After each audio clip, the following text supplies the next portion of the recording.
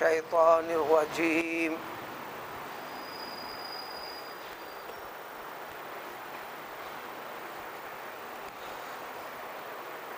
ان تقولوا انما انزل الكتاب على طائفتين من قبلنا وان كنا عن دراستهم لغافلين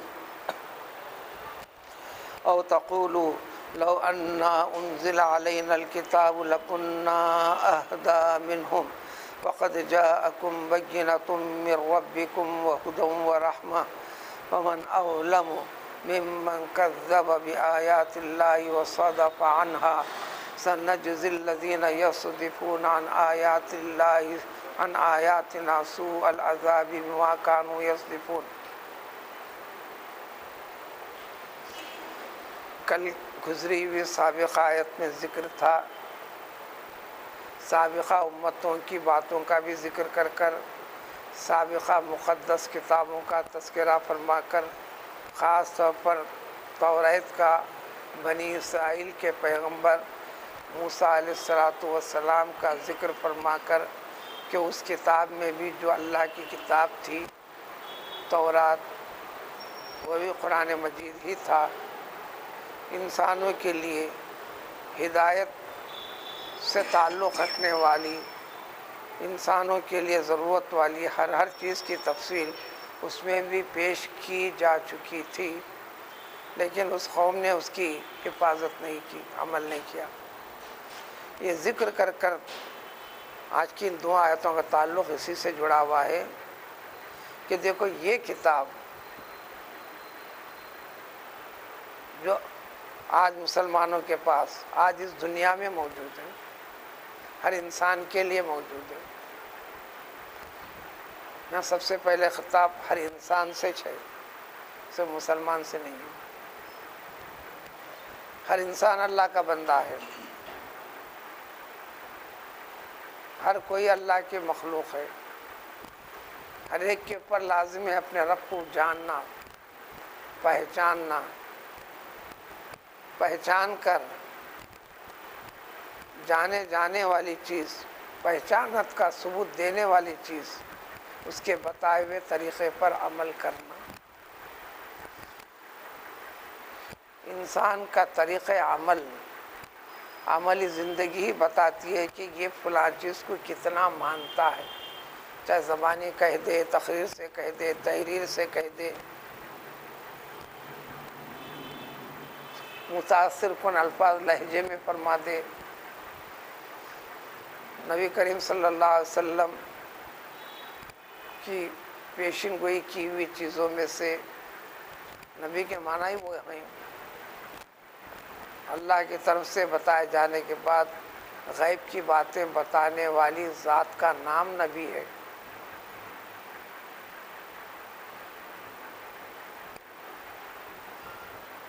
زمانے ایسے بھی گزریں گے انسانوں پر، یعنی پیغمبر صلی اللہ علیہ وسلم کے اس دنیا سے رخصت فرما جانے کے بعد،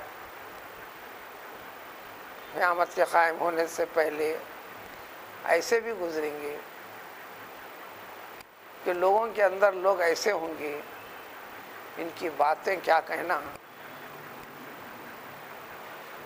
کلامہم کا کلام الانبیاء، یہ الفاظ ہیں۔ ان کا طرز کلام، طرز گفتگو، طرز انداز بیان لوگوں کو متاثر کرنے کا، لبھانے کا، مائل کرنے کا، رغبت کرنے کا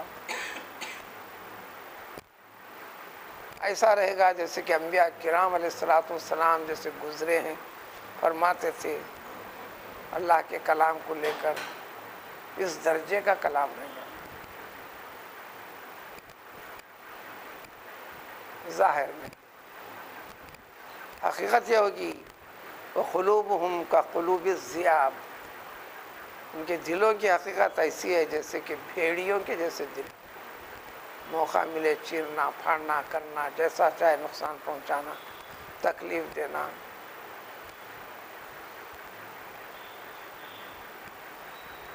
یہ جو بات بتائی گئی انسان کا عملی پہلو، یہ سب سے بڑا ثبوت ہے کہ انہیں اپنے دعوے میں کتنا پختہ ہے. اس لیے ایمان کے بعد عامل الصالحات کی شرط قرآن میں بار بار بار بار بار بار والذین آمنوا وعملوا الصالحات. اللہ پر ایمان لاؤ، اللہ کی کتابوں پر لاؤ، اللہ کے رسولوں پر لاؤ، مرنے کے بعد اٹھنے پر لاؤ، تقدیر کے اچھے برے ہونے پر لاؤ، اس کے فرشتوں پر ایمان لانا.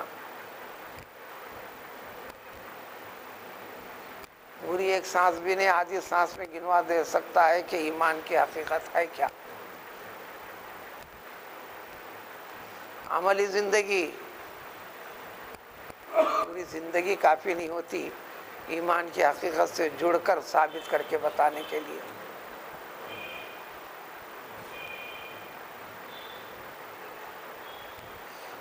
جو 73 تا 180 شعبوں میں منقسم بٹا ہوا اسلام، اس کا عملی نمونہ بننا آدمی کہنا نہیں ہے.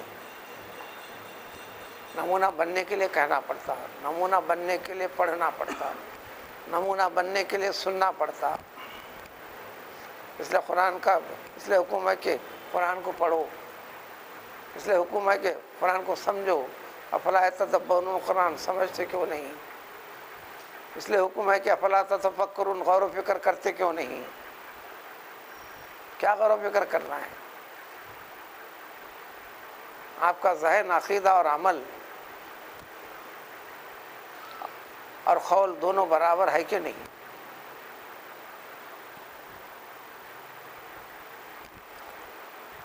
تو اس لیے اللہ نے فرمایا کہ یہ مبارک کتاب اب تمہارے پاس بھیجی تو ظاہری طور پر بھی برکت والی ہے. طہارت پاکی کے ساتھ ہاتھ لگانا بھی برکت ہے، آنکھوں سے لگانا بھی برکت ہے. سمجھنے کی حقیقت ہے، سمجھنے والوں نے ایک عالم باعمل، علم ظاہر علم باطن سے بھی تعلق رکھ کر زندگی کے اندر اس کے کوئی عام شعبہ بازی بھی نہیں.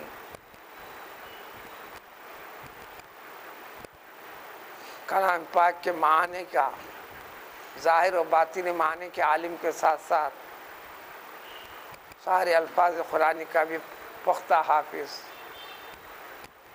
انتقال ہو چکا. لیکن ایک عمل والا پہلو بتانا ہے. کہاں تک سمجھا انہوں نے برکت؟ جب تلاوت کے لیے قرآن لیتے، اب اس پہ غرض دکھی، ہماری عادت ہے پوچھ دینا، صاف کر دینا. وہ ایسا نہیں کرتے تھے. اب اس کا ثبوت پیش کرو، وہ نہیں. اللہ نے کہا کہ ھذا کتاب انزلناہ مبارک، یہ کتاب برکت والی ہے. دیکھو اس گرد و غبار کو جو برکت حاصل ہوگی اس کے ساتھ چھونے کے ساتھ، کثرت کے ساتھ احادیث اور وضاحت ہے. جس کے سینے میں قرآن ہے وہ قابل برکت ہے اگر حفاظت کرتا ہے تو، پڑھتا ہے تو.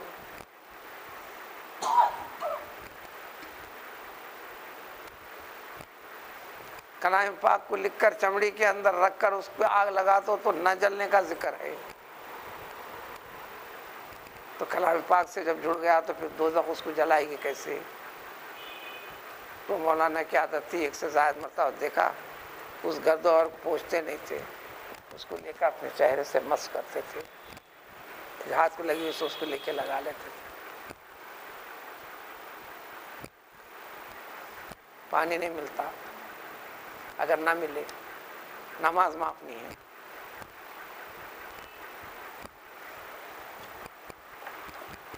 اللہ تعالیٰ نے پاکی کا طریقہ بتایا. مٹی کو ہاتھ مارو، دونوں کو لگی ہوئی مٹی چہرے پہ لگا دو. پھر ایک بار ہاتھ مارو، بائیں ہاتھ سے سیدھے ہاتھ کو رگڑ دو، 3 مرتبہ مس کر دو. سیدھے ہاتھ کی مٹی سے مس کر دو. وضو کا بدل قرار دیا، وضو کا بدل قرار دیا. قرآن نے کہا، اللہ نے فرمایا وَلَٰكِن يُرِيدُ أَن يُطَهِّرَكُمْ، يُرِيدُ اللَّهُ أَن يُطَهِّرَكُمْ. اللہ تعالیٰ تم کو پاک کرنا چاہتا ہے، یہ پاکی کا طریقہ بتایا ہے۔ ہماری عقل معمولی اس سے مٹی لگی، گرد و غبار لگی، یہ پاکی کا تصور کہاں سے آیا؟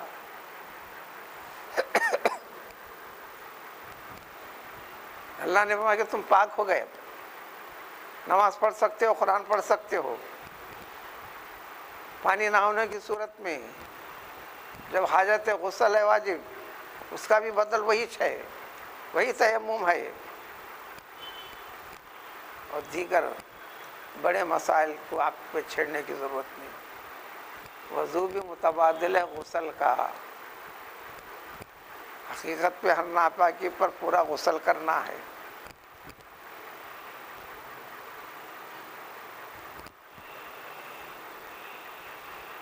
ہر وہ چیز جو بدن سے نکلے، او جاء احد منکم من الغائط او لامستم النساء، ہر وہ چیز جو بدن سے خارج ہو، خارج ہونے کے دو مقامات، قبول اور دبر، اگلا اور پچھلا حصہ۔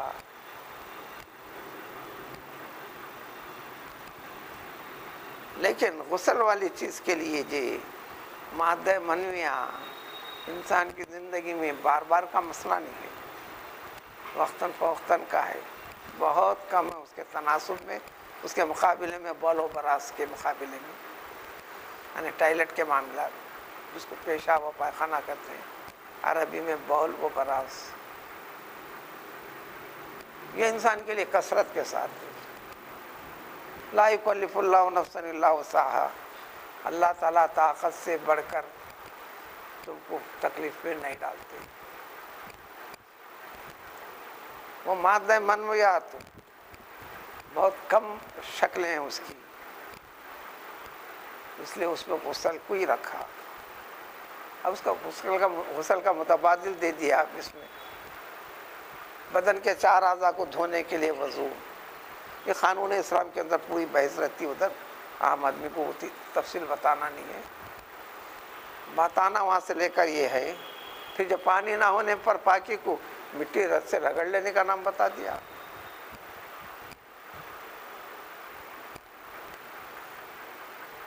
اور پانی نہ ملے پیشاب کے بعد بھی مٹی سے صاف کر لینے کا نام بتا دیا، جس کو استنجا کہتے ہیں، چاہے بول کا معاملہ ہو کہ براز کا معاملہ ہو، آپ کو ناپاک نہیں کہتے۔ ہماری آنکھ سے ہماری طبیعت و مزاج میں جب تک پانی نہ لگے پاک نہ ہونے کا تصور ہمارا تصور۔ اب اس سے اب ان کا اپنا عمل، جو مقدس چیز کو جو چیز لگنے کے بعد تقدس کے برکات اس کو آگے وہ لگاتے تھے۔ نماز کے بعد مسجد کو قفل لگے، بعد ظہر کسی کام سے میں بیٹھا ہوا تھا، ناکارہ قسم کی جانماز، حقیقت میں اس کے دماغ کے لحاظ سے انتہائی میلی کچیلی تھی تو جانماز، یہ انسان کا تصور ہے میلی کچیلی۔ اجی جانماز ہٹا کر اس کو پیشانی کو مٹی لگنا افضل ہے، ہم تو گدا بچھانے کے لیے تیار ہو گئے، پیشانی ٹکی نہیں پاتی ہے، زمین کی سختی کا احساس ہونا ہے، غلطی کی نظر تو لینے کے لیے اتنی آسانی کے ساتھ، میں نے حرم میں دیکھا اتنی موٹی جانباز کو، میں نے دیکھا ہے اس کی نقل بھی کرتے چلتا۔ روز قیامت مردے جب اٹھیں گے، نیک صالح مومن بندوں کے لیے ان کے بدن کو لگی ہوئی مٹی فرشتے صاف کریں گے، پیشانی کو بھی لگی ہوئی مٹی بار بار فرشتے صاف کریں گے، صاف نہیں ہوں گے۔ اللہ تعالیٰ کا ارشاد ہوگا فرشتوں کو، اے فرشتوں وہ مٹی ہٹنے والی نہیں ہے، چھوڑ دو، وہ میرے لیے سجدہ کیے جانے والی پیشانی کو لگی ہوئی مٹی ہے وہ۔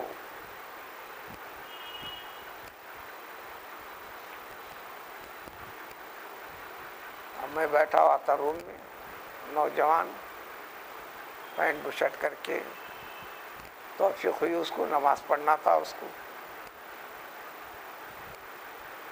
آج کہنے لگا کہ خفل کھولیے مجھے نماز پڑھنا ہے. میں نے کہا کہ اس کا ذمہ دار بھی نہیں ہوں نہ اس کے کنجیاں ہیں. مسجد کھلی رہتی 24 گھنٹے. آپ کو اگر پیشاب پیخانہ کرنا ہے تو جب آئیے. مسجدیں بنی اس واسطے ہیں. جو چاہے کرنا کیجیے. نماز کے لیے ہم نہیں کھولتے. اور حقیقت میں میرے ہاتھ میں اختیار بھی نہیں تھا. اب وہ بحث کرنے لگا مجھ سے. میں نے کہا کہ وہ جانے نماز بچھی ہوئی ہے نا, اس میں تو میرے کپڑے میلے ہو جاتے ہیں. وہ اپنی عقل سے جتنی فکر فہم سے کر رہا, وہ غلط کر رہا, میں یہ نہیں کہہ رہا. ہر شخص وہی کہے گا جو اس کے پاس ہے. اس سے زیادہ کہنے اور سننے کی جو توقع رکھتے ہیں, توقع رکھنے والے کے اندر فہم غلط ہے. یہ فہم کی غلطی کے جھگڑے ہیں. پورے جھگڑوں کا حل فہم صحیح ہو گیا, جھگڑے ختم. فہم کے اندر خرابی, جھگڑوں کی بڑائی. کبھی کبھار دوران تعلیم میں بچوں سے کہتا ہوں, بڑی جماعت کے بچوں سے, یہاں گھڑے کو دیکھو. یہ مثال کئی مرتبہ ذکر کر چکا ہوں.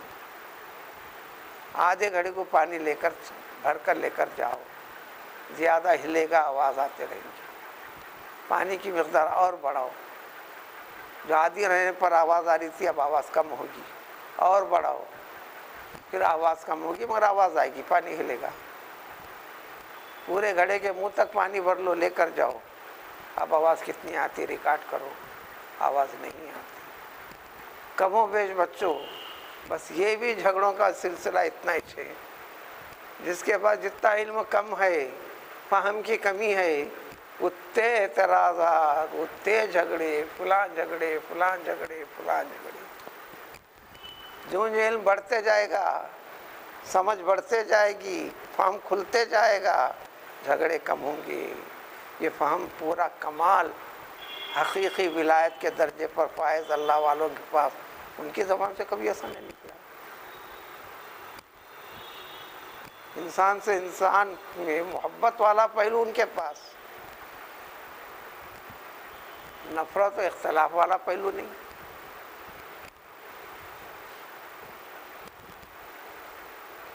اب یہ 2-3 دن میں ایک مسئلہ آ گیا. ایک قدیم کتاب چھپا رہے لوگ, ریپیٹ کر رہے.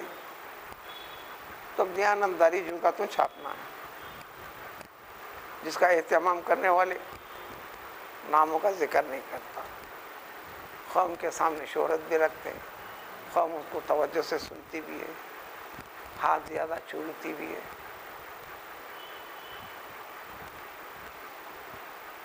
حوالے میں ایک صاحب کا اس میں نام تھا, بڑے اہل علم کا, علماء کے نزدیک معترف شدہ ہیں, معترف شدہ ہیں فضیلت کے. ان کے نام کے ساتھ رحمہ اللہ تعالی رحمۃ اللہ علیہ بھی چھپا ہوا ہے. آپ کو کتاب چھاپ رہے, آپ کتاب لکھ رہے نہیں, چھپی ہوئی کتاب کو دوبارہ چھاپ رہے. آپ دوبارہ چھاپنے والا چاہتا ہے کہ رحمۃ اللہ علیہ کا میں لفظ نکال دیتا ہوں, ان کے ساتھ رحمۃ اللہ علیہ کو میں نہیں مانتا. تو پھر دیانتداری کہاں سے ہوئی؟ دوسری بات, میں یہ جھگڑوں کو پیش کیے بغیر, اب قانون اسلام کے پاس طریقہ ہے, وہ پورا سمجھانا مشکل ہے. قرآن حدیث سے مثال نکالنے کے لیے قرآن میں موجود, حدیث میں موجود اجماع, 3 چیزیں ہیں. اس کے بعد والی منزل ہے قیاس قرآن سے, قیاس حدیث سے, قیاس اس سے. اللہ نے جتنے احکام بیان کیے ہیں اس کے ساتھ وجہ بھی بیان کی ہے, وجہ بھی بیان کی. حدیث میں جو بھی آتے اس کی وجہ بھی بیان کی ہے, یعنی حکم پیش کر کر اس کے بعد وجہ. لہذا یہ وجہ جہاں پائی جائیں گی تو وہی حکم اس وجہ کے ساتھ جو حکم تھا اس کے جیسی چیز فروعات میں جس کا ذکر قرآن میں نہیں, حدیث میں نہیں, وہ وجہ وہاں بھی اگر پائی جاتی ہے تو حکم جو کا تو منتقل کریں گے, یعنی وہ حکم لگائیں گے. اسی بنیاد پر جو ائمہ اربعہ کی بحث ہے وہ. اب اس کے بعد ایک مسئلہ ہے جس کو یہ وجہ آپ مان رہے ہیں، کیا یہ وجہ ہے کیا یہ قطعیت ہونا؟ تم نے وجہ مانا، وہ وجہ اگر نہیں ہے تو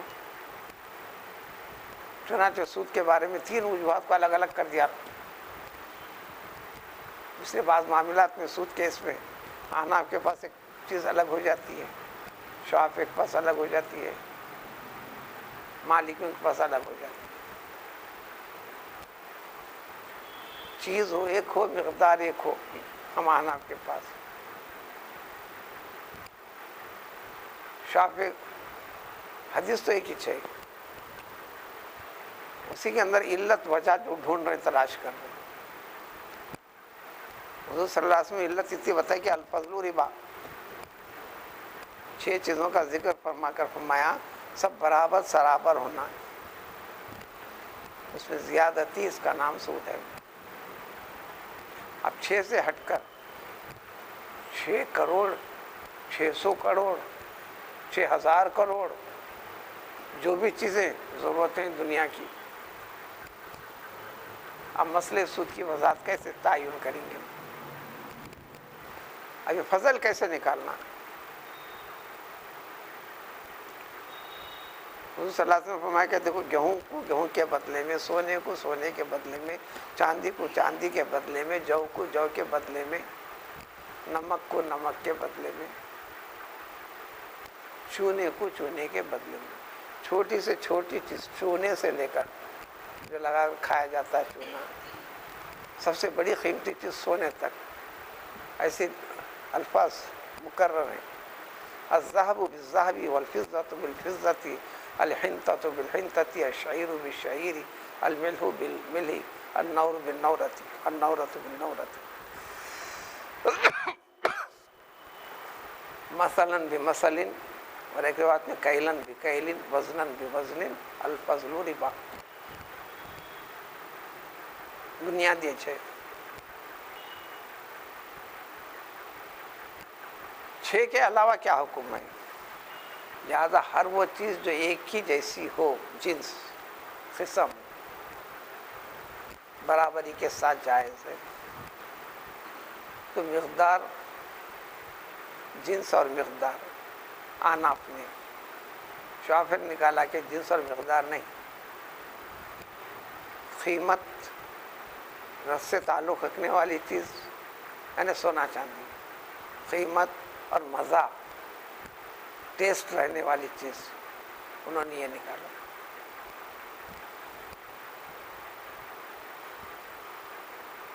مالکیوں نے اس میں علت کو تلاش کیا، یہ علت ہے، یہ چیز جہاں ہوگی اس کے بنیاد پر سود کے احکام لگائے جائیں گے.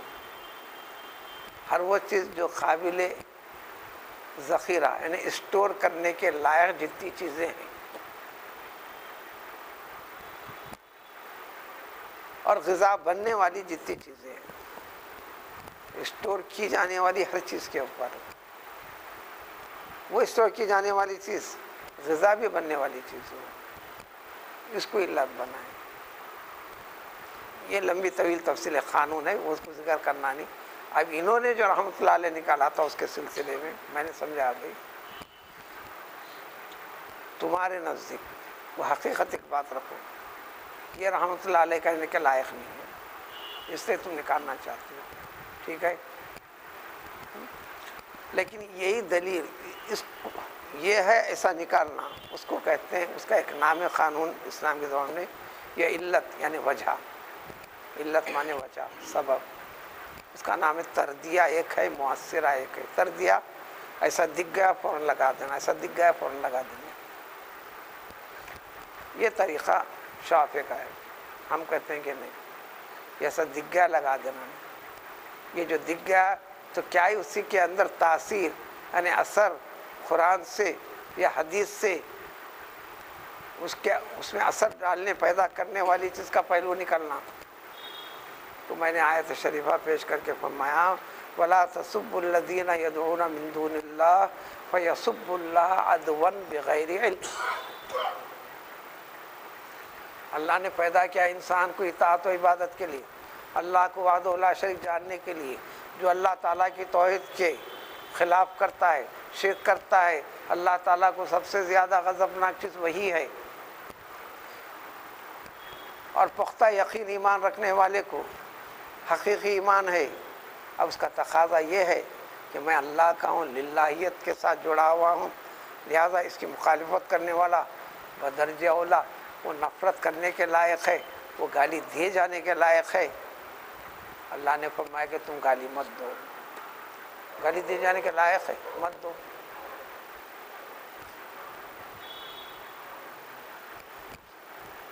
تمہارا سخت پکا دشمن ہے اور اس کو گالی مت دو۔ آیت شریف ہے، اور وجہ بھی بتائی اللہ نے، میں نے علت بتایا۔ فَيَسُبُّ اللَّهَ عَدْوًا بِغَيْرِ عِلْمٍ، اس لیے مت دو کہ وہ لوگ پلٹا کے گالی دیں گے۔ کس کو دیں گے؟ جھگڑا تم دونوں کا ہے، گالی کس کو دیں گے؟ اللہ کو دیں گے۔ اب زبان سے ریپیٹ کر کے نمونہ پیش نہیں کر سکتا، ایسا کہیں گے۔ کیوں دیں گے؟ تم سمجھ کر دے رہے گالی، بغیر علم، وہ ناسمجھی میں دیں گے۔ توحید کے قائل جو نہیں ہیں کم علمی کی وجہ سے ہیں،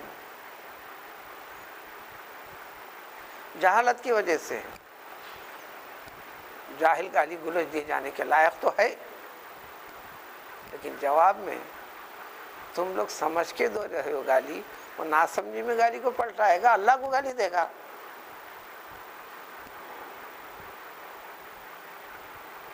تو ان کے ذہن کو درست کرنے کے لیے بتایا، ذری دیر کے لیے تمہاری فکر صحیح غلط ہے وہ الگ فیصلہ ہے۔ تو پھر جب انہیں پلٹا کر تمہارے لیے بھی کیا، تم تو صرف رحمت اللہ علیہ مٹا رہے ہو، اب تمہارے لیے اب نقل کرے گا تو لعنت اللہ علیہم کر کے بولنے لگے گا، لعنت اللہ علیکم بڑھانے لگ جائے گا۔ یہ کیا نفرت والا مسئلہ ہے؟ نہ مصنف ہو رہے نہ مؤلف ہو رہے، ایک امانت کو دوسری جگہ جوں کا تو نقل میں منتقل کر رہی، تو اس میں رد و بدل نامعلوم انداز سے کرنے کی آپ کو کیا ضرورت ہے؟ یہ الگ تخاری نہیں، بہت سی چیزیں ہیں۔ نفرت میں بڑھانا نہیں ہے، دین حقیقت کو جاننا ہے۔ یہاں جو ذکر تھا، یہ کتاب مبارک ہم نے نازل کی ہے، لہذا اس میں جو کچھ ہے تم اس کی اتباع کرو۔ یہ کل اس کی تفصیل گزری تھی، یہ کرو تو اللہ تعالیٰ یقیناً تم پر مہربان ہوگا۔ موجودہ دور میں جو صورتحال چل رہی، قابل رحم قابل ترس امت مسلمہ نظر نہیں آ رہی۔ اب وہ وجوہات کو چھوڑیے، آج کی مزید اسی مضمون کو آگے بڑھتے ہوئے ہم نے تو حجت پوری کر دیا۔ ہر انسان مراد ہے اس میں، ان تقولوا انما انزل الکتاب علی طائفتین من قبلنا۔ جس وقت قرآن نازل ہو رہا تھا، جن لوگوں میں پہلے نازل ہوا وہ عرب تھے، ان کا میل ملاپ تھا، یا سنتے سناتے تھے یہودیوں کو، نصرانیوں کو، کرسچن۔ یہ بات بھی کان میں تھی ان کے، یہودیوں کے پاس ایک اللہ کی کتاب ہے کتے، جس کا نام تورات ہے کتے۔ عیسائی کے پاس بھی اللہ کی کتاب انجیل ہے، اتنا سنتے تھے۔ عربوں میں کوئی کتاب نہیں تھی۔ یہ نمونے، اب اس جیسی شکل ہونا ضروری نہیں ہے ہر انسان کے لیے۔ کل قیامت کے دن یہ نہ کہنے پاؤ تم اے انسانوں کہ ان لوگوں کے پاس تو اللہ کی کتاب تھی، ان کو لکھنا آتا تھا، ان کو پڑھنا آتا تھا، ان کے پاس کیا تھا، اچھا تھا برا تھا، وہ جانتے تھے کرتے تھے، ہمارے پاس کیا تھا بول کر اللہ تعالیٰ ہمارا گلا کیوں پکڑ رہے ہیں؟ کیوں رے تو عبادت نہیں کیا، کیوں رے تو ایمان نہیں لایا، کیوں تو روزے نہیں رکھا، کیوں یہ نہیں کیا، یہ ہم سے مطالبہ کیوں کر رہے ہیں؟ کل روز قیامت ایسی بات ہونے نہ پائے، اس لیے ہم نے مبارک کتاب تم کو نازل کر دیا نا، کل کے تم یہ کہنے نہ پاؤ۔ اب وہ کلام پاک کو پورے دنیا کے طول و عرض میں ہر حصے میں اب تو کم و بیش اسلام سے تعلق رکھنے والا آپ موبائل میں قرآن کو لے کے پھر رہا ہے. استفادہ کیا کر رہا الگ بات ہے. تعلیم یافتہ طبقے سے تو خاص طور پر قرآن کے معنی مفہوم کو لے کے پھر رہا، سارے احادیث نبوی علیہ الصلوۃ والسلام کو لے کے پھر رہا. دنیا میں منتشر پھیلے ہوئے سارے کے سارے علماء اہل علم کے واضح و بیان کو بھی ساتھ جیب میں رکھ لے کر پھر رہا.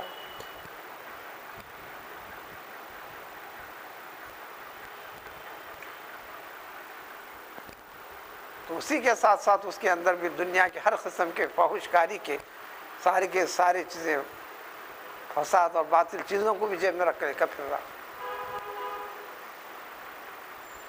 پھرے نہ پھرے، دنیا تو ان دونوں سب چیزوں کا مجموعہ تو ہے چاہے، اسی کے اندر انسان ہے، جی رہا ہے، اٹھ رہا ہے، بیٹھ رہا ہے. اب استفادے کا مطلب ہے. اب اعتراض کس قسم کا ہوں گا؟ کیا چیز میرے پاس نہیں تھی؟ کیا بتانے والا نہیں تھا؟ دیکھو کہیں یہ کہنے نہ پاؤ تم کہ کتاب اللہ کی نازلی تھی ان دو قوموں کے پاس ہم سے پہلے، اب تمہارے پاس آ گئی نا.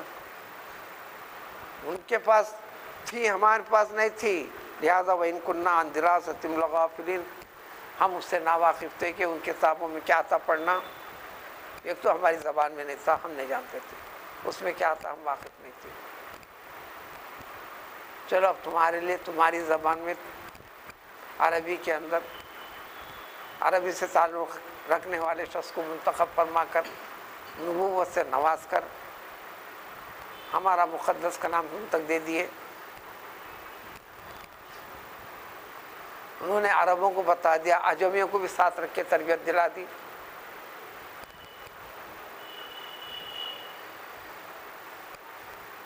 تورات کے واقف کار ماہرین بھی اسلام میں داخل ہوئے. عبداللہ بن سلام، بڑی جماعت یہودیوں کی نصرانی داخل ہوئے. فارس کے لوگ بھی آ کر ہوئے، جس میں حضرت سلمان فارسی رضی اللہ تعالیٰ عنہ وغیرہ.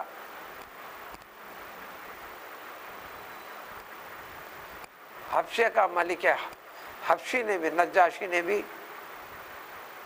اسلام کی قبولیت کا اعلان و اعتراف کیا. سب کی تربیت کر دی، عربی سے غیر عربی داں تک، غیر عربی زبانوں سے واقفیت رکھنے والوں تک. اب کس قسم کا اعتراض کرو گے؟ معذرت خواہی کرو گے؟ معافی مانگو گے؟ معذرت چاہنے کی کوئی شکل باقی نہیں رہی.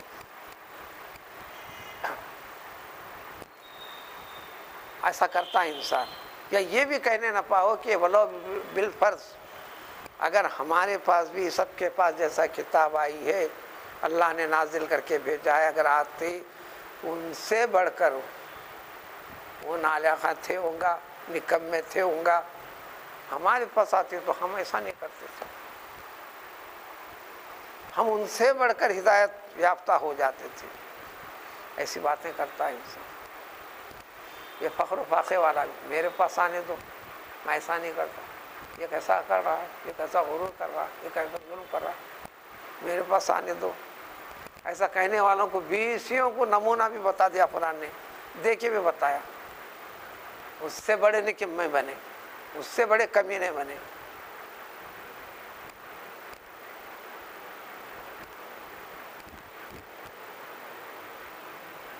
جب آیت آئیں گی تو اس کی جگہ وضاحت بھی آئیں گی، وہ مفہوم والی وضاحت اگلے پارے میں آنے والی ہے انشاءاللہ.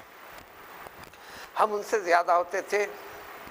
اب اعتراض کیا کرو گے؟ فقط جاءکم بینۃ من ربکم، تمہارے رب کی طرف سے آ گیا نا قرآن، بھیج دیا نا رسول کو، بھیج دیا نا سارے نمونوں کو، بھیج دیا نا تربیت کرا کر اس امانت کے ساتھ منتقل کرنے والوں کو زمانہ و زمانہ.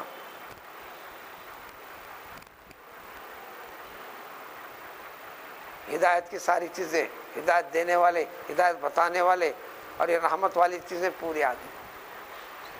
آپ اس کے خلاف کرو گے تو گویا اللہ کے سارے احکام کا انکار کیا، جھوٹے۔ اللہ تعالیٰ پر سب سے بڑے گناہ گار ہیں، نہ صرف گناہ گار ہیں بلکہ بدعملی میں لگے، اس طریقے کو سمجھ کر بدعملی کے اوپر جمے رہے، نعرے بازی کیے، مال لگائے، جد و جہد کیے، دوسروں کو روکے، مزید یہ کہتے ہو اجی تم یہ نہیں جی تھے تو وہی تھے، اپنے گھر کو لوٹو نا، گھر واپس ہو رہنا، اور صدفہ نہ دوسروں کو روکتے بھی ہو۔